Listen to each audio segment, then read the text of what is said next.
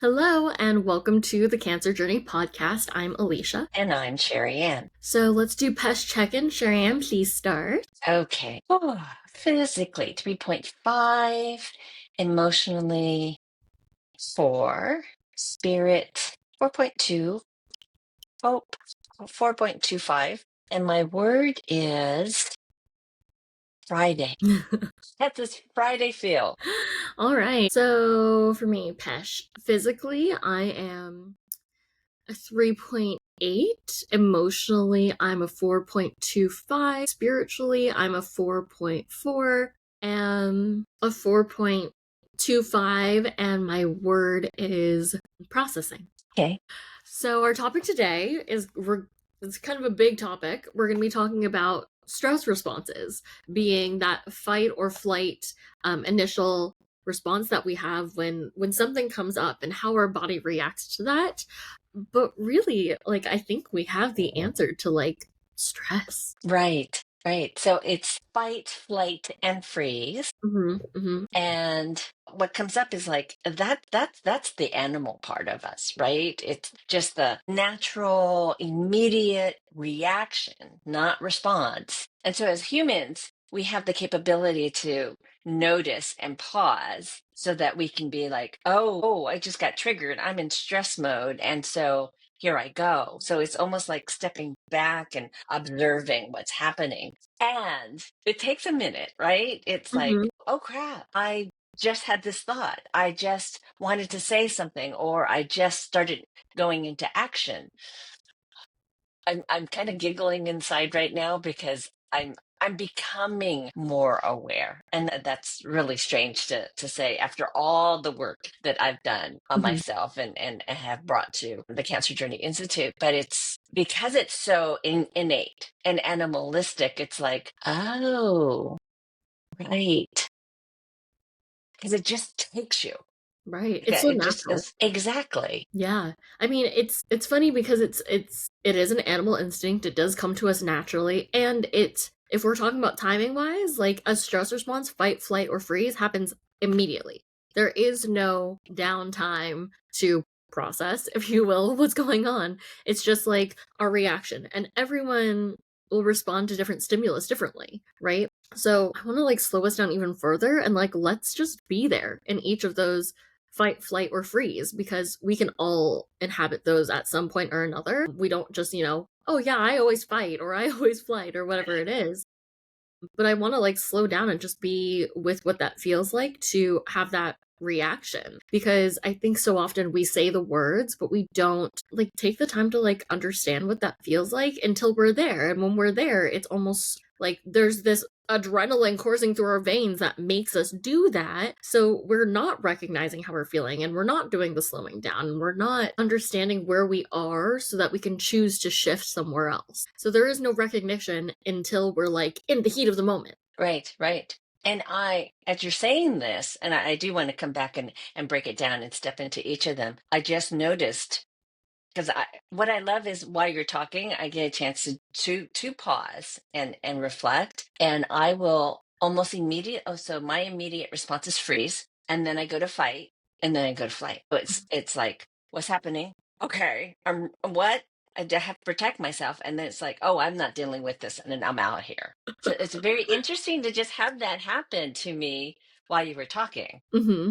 Mm-hmm. That Yeah. recollection. Right. And they all come up in varying amounts, right? Like different degrees of intensity, right? We don't always want to freeze. And sometimes we freeze just a little bit, but enough to just thaw and then continue forward, right? But sometimes we freeze and we're literally just stuck. And then we're just like nothingness for a minute. Like everything's gone in your brain, like your senses, but you literally can't move about. So, well, let's start with freeze. Let's go with freeze and just start there. Freeze, I mean, I don't always feel like a chill when I'm frozen, but it feels almost like I'm paralyzed. Yeah. Yeah, it's like you're stunned. It's something just happened and you're like, and it's like your brain hasn't cognitively made sense, excuse me, or interpreted what's happening. So you do need to freeze. It's like, what's going on? Because it's so unexpected. Yeah.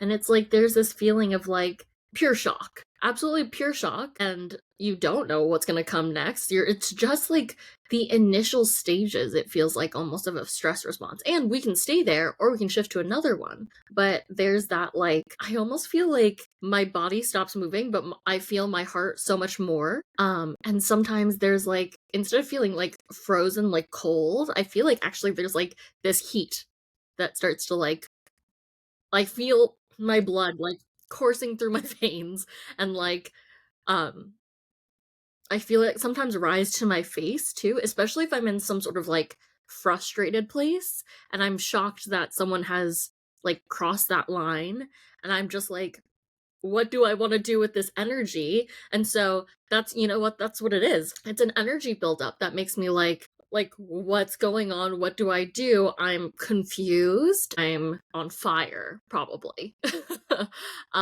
I'm completely immobile. Like and it's not even like a choice to just like let's just stay still and like you know when that you see like a bear in the woods or something you're supposed to like play dead and freeze like it's not that same kind of freeze to me which that can absolutely be a freeze but like what I'm connecting with in my like frozen state is more like it's nothing and then sometimes it's like everything in my brain that I want to say but it's like not coming out or everything in my brain being like move your hand move your foot like walk away and you're just like nothing there's nothing. Right. No, I totally got that. And I'm relating to it. It's like this, it is a freeze, like everything freezes. I don't think that I understand. I'm like surprised, like you said, but I don't understand what's going on. And then I think what I'm doing is I'm checking to see if, am I safe? Am I Mhm. safe? Yeah. Yeah. And like I think that like being in that frozen state, I mean, I immediately either want to go to fight or flight, right? Because those feel like my immediate options. I will say though, in more recent times, I have felt that in those moments like I can just freeze here a little bit and then feel it almost as a pause and just sit in this space and I do feel a lot more empowered to be like I just hold on. Like I just need a moment to be with this right now. Like, I don't know what my response is yet, and I don't want to pull the trigger on one. And I don't want to just do. I just want to like sit in this like energy around me, energy inside me, and figure out what choice I want to make, which in my opinion can be a very healed place to be. So I don't expect everyone to be in that spot, but it feels like a reclaiming of that frozenness that can be, I mean, I actually think freeze is the easiest one to kind of roll yourself out of because it is so in line with a pause. And so instead of having the reactive freeze, you can make the active choice to pause in that moment too and take advantage of that moment. Again, not as easy as it sounds. I'm not saying that it happens all the time or that I'm perfect, but like it is something that I notice more of now and it has taken time in that freeze to be like, okay, what do I want here? Like what do I really want next?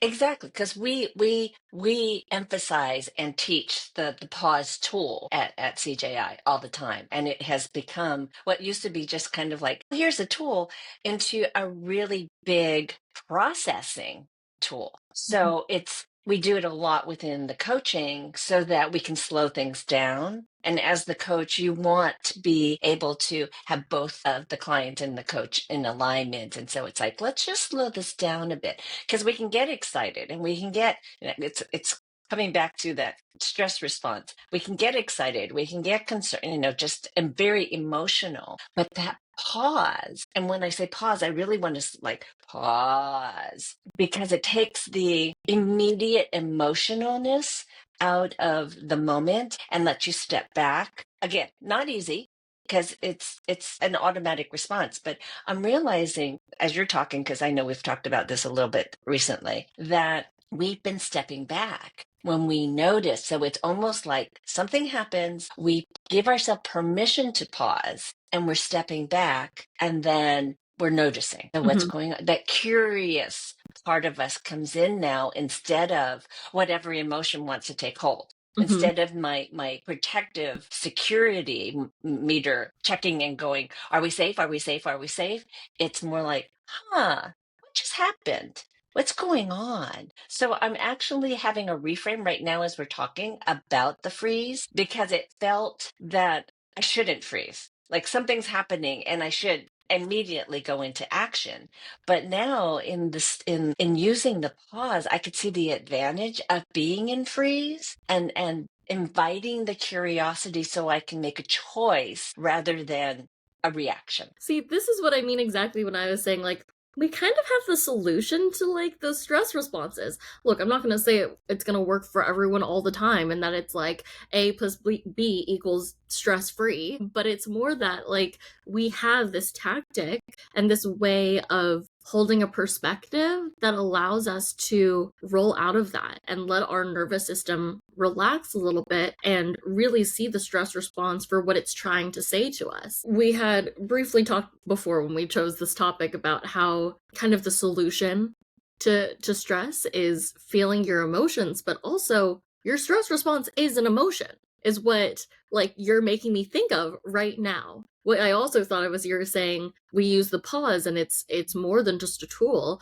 It's kind of like a perspective we choose and a filter that you can add over your life. And what I also thought of is that we don't have a counter to pause, right? It's not like play and pause. You know, you don't have to play pause button. It's pause because we are active beings. We're always on play. Time is only moving forward. Energy is only moving forward. We're not rewinding. There is no rewind here. So when we're constantly on play, the opposing thing that we need is a pause so that we can slow down. So that was just like something that popped into my brain. But it makes me wonder if we can lay stress responses over parts of like our map of emotions, or if we can really qualify them with each other, because feeling your emotions is the solution. So it's like when you're in a stress response, if and when you can continue to practice that pause, you can think about the map of emotions and be like, well, what am I feeling here? Instead of trying to find the words when you're in that freeze. Because when you're in the freeze, like there's like nothing. It's like snow on a television. It's like, what just happened? I don't know anything that's going on here or in here, and I need something to tell me. So to have the map of the emotions, you can literally go, oh, this is what I'm experiencing. And it's kind of a flashing light for me as we talk about even just freeze, right? And I think freeze is the easiest one to be in because it is so closely connected to pause and because it has the least amount of like activity happening. So it is really kind of a gift if you are able to freeze. And maybe it's like kind of a bridge point. I know that we used to always say fight or flight. And now we've added, and there's freeze. I'm sure we'll add other ones in there too, as, the research and understanding and the just exposure to mental health continues to grow. But I think that freeze is actually almost like a step away and it can be used as almost a tool. Like, okay, if I naturally go to fight or flight, maybe I can choose freeze and just let myself freeze. And that can be a stepping stone into pausing, into figuring out what's here instead of immediately taking that action. Right. Because we're evolved humans. I mean, back in the caveman days, you needed flight or fight. I Mm-hmm. mean, you just bear coming at you, saber-toothed tiger, whatever it was, and you really couldn't freeze if you wanted to save your life. But we're not encountering that so much here in today's day. And so going back to the emotions, if you can connect with the emotion that you're feeling, and I'm not talking about connecting here, but connecting in your body is like, okay, I'm frozen. What's showing up? What am I feeling? And it's going to take a pause, right? It's going to take the freeze to check that out. It's like my heart's beating really fast. What's going on? Then you can get into the emotion of, okay, my heart's beating really fast. I'm in fear. Okay, let's feel the fear. And really, I'm talking about body feeling, not the story that your head's talking. It's like, okay, I'm in fear now. I'm in fear because no, that's not what we want. It's like, I'm feeling fear. It feels like this because there's not just one variation of fear. There's a lot of variations of each emotion and getting to, all right, I'm in touch with the sensation. Now what's the message? Mm-hmm. From there, then we can decide, I really am in trouble. I need to do XYZ, Mm-hmm. or this is not a scenario I want myself to be in. I am going to go. I'm just going to, and that people call that boundaries, but hey, we don't even know really until we take that. I'm now going to like say wonderful freeze and Mm-hmm. pause to really get into what's going on before I react. It's like pause. And that pause, I know a 10-second pause can feel like a really long time. But that long time will help us connect to, all right, what is that sensation I'm feeling in my body? Yeah. Two things come up for me. One is really quick. It's that if there is an aggressive animal, yes, you can run. I think you should. I think you should run. You know, do your research if that's something that is really an issue for you, because there are better responses than to freeze and process in that specific situation. Because while we don't deal with it as much, it definitely still comes up for some people. So, you know, choose accordingly. But when we're talking about emotions, when with interpersonal connections, absolutely start to make the choice. Start to make the choice to choose freeze. The way you were talking about emotions like fear and feeling what that feels like, that's exactly what we're doing with these stress responses too. We're feeling what they feel like so that we can make the choice of how we want them to shift, right? And this is not just for the constricting emotions, the expansive emotions too, because we don't give ourselves a chance to pause there. We so often don't give ourselves a chance to pause because we expect that ourselves and everyone around us should have an immediate response, that we should immediately get it. And yeah, that's called stress. Like, that's the immediate response is stress. And when we're giving time to process, then we can be like, oh, actually, I think I'm really going to enjoy this. Or like, I don't know if that's for me and if I want to take that on. And then you get to make that choice from there. Again, interpersonal relationships. But when we start to feel what each emotion feels like, joy, sadness, fear, disappointment,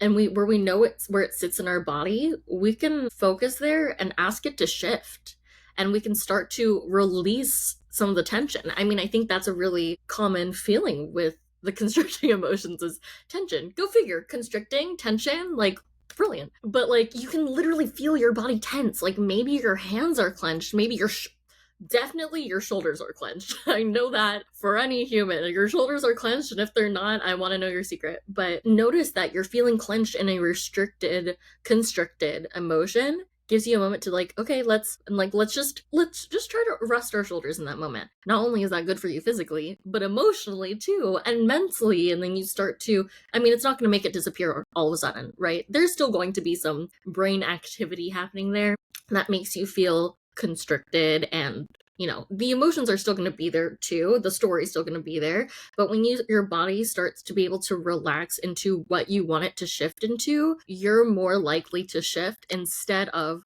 holding on to the tension, Right. letting it like eat you alive. Yeah. So I want to bring this to the cancer journey. There are so many times you're going to be triggered into fight, flight, or freeze. And it may not necessarily be freeze because it's like my body's doing this, or someone just gave me news, and even mentally, not necessarily physically, you've left the building. And so it's really important for us to just be aware of what we're doing. I mean, I think that fight is let's talk about, let's put ourselves into a scenario. We're in the doctor's office, we've just got unhappy news, and we mentally could have exited out or physically exited out. But there's also this fighting. No, that's not true. And it's this shield or armor that we put up so we don't feel. So those are still ways of having fight and flight. And just being aware of it is really good. I gave you the example the other day of I'm driving and somebody cuts me off, and all of a sudden it's a battle between them and me. And then I catch myself going, no, they didn't do anything. They're not purposely trying to hurt you. They're just a bad driver, let's just say. This is my mind thought. So let's come back. They're a human. You're a human. Just back off. Let them go. I mean, it takes all of this processing. But my immediate response, and this is road rage, when you're out there and you're going, "How dare you do that? I'm gonna tailgate you, honk my horn, flash my lights, so you know you cross the boundary, that I'm here, that you're just a shithead of whatever." I could feel that anger come up. And so checking in like, whoa, I was really triggered. And then pausing is such a better process or strategy than to like, so coming back to the doctor's office, it's like, no, doctor, you're wrong. I don't like you. Your breath stinks. I don't know. We put up these walls so that we can't hear. We Mhm. make it all wrong, and then we're consumed in that moment and you can't really process what's going on. Right, right. And that's like when we say that you make excuses, right? And you're making excuses to yourself. And something I'm personally working on is, changing that mindset of making excuses to myself because no one's asking. No one's asking for the excuse or the reason. You can just be that feeling. You can just be upset. You can be happy. You can do something because you like it. I want to be cognizant of time because we do not like to make these episodes super long. So maybe we'll do a part 2 where we can really dive into fight and flight because I mean, you touched on fight and then you talked about warrior, you talked about armor, and to me that pinged warrior, and I have so much to say about that too. So I'm going to be responsible and start to kind of wrap here. And do you want to do takeaway first, or would you like me to? Go ahead. Okay. You go. My takeaway is that the stress responses are kind of precursors to your emotions and they kind of go hand in hand, and freeze is can actually be such a tool. And so it's something that like I think I'm gonna embrace a little bit more instead of putting it on par with fight and flight, because yeah, we can just it can be useful to us, especially if we hold it in a specific perspective. And again, like this stuff is not easy. It takes constant talking about it. I mean, we get to talk about this stuff every week to each other, and we have our whole community that we get to talk about this work with, so it stays so alive with us. But I also think that's why it's important for us to have this podcast and be able to share these concepts and thoughts and help surround people in this kind of language, because we don't get it everywhere or as casually as we need it to ingrain it into our lives. It doesn't always need to be like a homework assignment to do it and start working on it. My pesh, physically I'm a 4. Emotionally, I'm a 4.5. Spiritually, a 4.5. And hope is a 4.25. And my word is embrace. Okay. So much to take away. I mean, just even talking about it. So I encourage you all to like have a conversation about this. I've had a newfound relationship with freeze, which is very enlightening. And I really get that it is so needed to have that freeze pause to understand, but not to understand here, but to understand what my body is doing. And so that's about being in a tighter, more symbiotic relationship with my body. We're so taught to be in our head, figure things out, understand it. What's the clarity? There's a lot of messages that are in our body. And so I know after just talking about it today, I'm going to be a lot more aware of how my body is reacting in different moments, because we're going to be triggered every day, all the time. Or it's just whether we're noticing it and taking the moment to be with it. It's like, wow, so that just happened. Interesting. Because I do think that the wonderful emotions and their messages are there to guide us into our right. Okay, Pesh. By the way, really good conversation. My Pesh has definitely increased. Physically, I'm 4.25, emotionally 4.3, spirit 4.4, hope 4.45, and my word is engaged. It's like, I want more. This is a really groovy topic. Yeah. I'm delighted that we get to do this. So, every week we record these. So we'll be back next week for another episode. But I'm just like, it's delightful to get to continue to have these conversations in a way that is just a conversation. It's not like, do this and you should do that and this is the best way to do it, and if you're not doing it you're bad. It's a nice way to integrate what happens like outside in our lives into what we do at CJI, and how important the work has been in transforming lives. I know it's transformed my life, even just being a part of it and having this curriculum in my back pocket to use every day with other people, with clients, with our coaches. Like, it's so applicable that I really couldn't imagine being without it. So thanks for tuning in. And have a lovely rest of your day. Remember, you're more powerful than you realize.